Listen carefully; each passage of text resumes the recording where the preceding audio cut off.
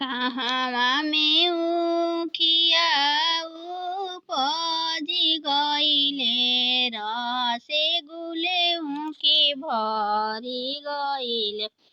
अरे माई कहवा के उमड़ल भावा रवा त ऊखिया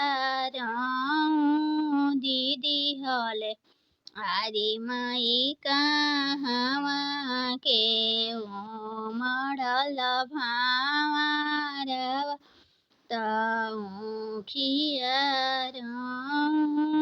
दीदी।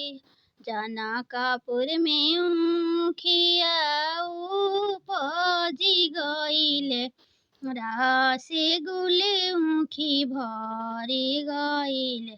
अरे मैया जोधा के उमड़ल भावा रवा ऊखिया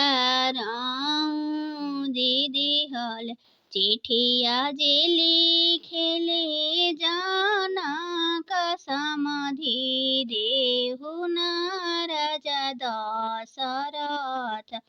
आजी समधि बरी जीना अपनी भावा रवा त ऊखिया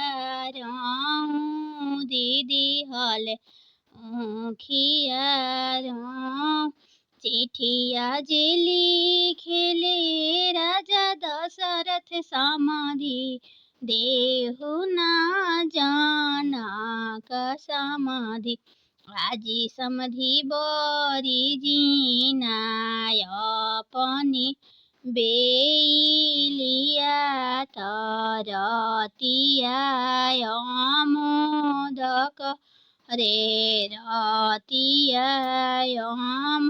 काचही बासवा कटाई देबो, डालवा बिनाई देबो।